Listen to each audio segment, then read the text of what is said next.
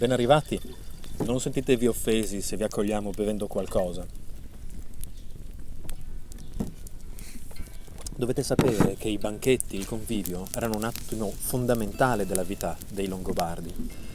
Durante i banchetti si ascoltavano le canzoni e le gesta degli antichi, si decidevano grandi questioni politiche e, in alcuni casi, si rischiavano le guerre. In particolare, una tradizione mise a dura prova il futuro di uno dei nostri re più importanti.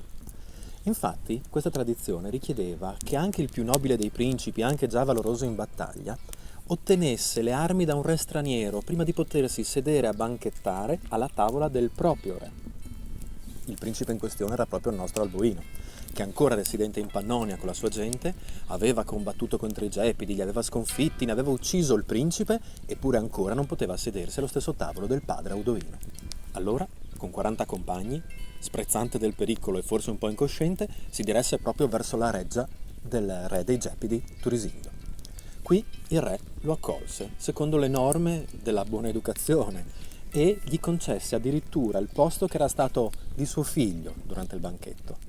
Le cose sembravano procedere abbastanza bene, quando a un certo punto però il vecchio re non riuscì più a trattenersi e guardando il posto dove era seduto Alboino gli disse che quel posto gli era caro, ma che chi vi era seduto gli procurava molto dolore solo con la sua visione. Gli animi si scaldarono. I fratelli del principe morto si alzarono in piedi e uno in particolare fra loro, già con la mano alla spada, cominciò a insultare i Longobardi dicendogli che, fasciati di bianco alle gambe come delle cavalle, assomigliavano proprio a queste ed erano inutili come queste. I Longobardi si alzarono a loro volta e gli risposero di andare a guardare sul campo di Asesfeld e vedere come scalciavano queste cavalle e dove potevano ancora trovare le ossa dei loro congiunti. La situazione stava per degenerare. Per fortuna il vecchio re si era ripreso dal momento di debolezza emotiva.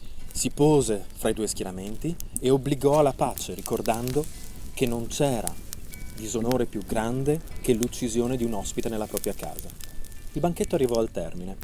Le armi del principe Gepide furono donate ad Alboino e questi poté tornare da suo padre Audoino e raccontare la storia che aveva appena vissuto. E qui, finalmente seduto, accanto al padre, ascoltando le gesta degli antichi, facendosi versare della buona birra, brindarono al re, alla sua saggezza e ai vicini, anche se nemici. Alla prossima, dai Longobardi di Cividale!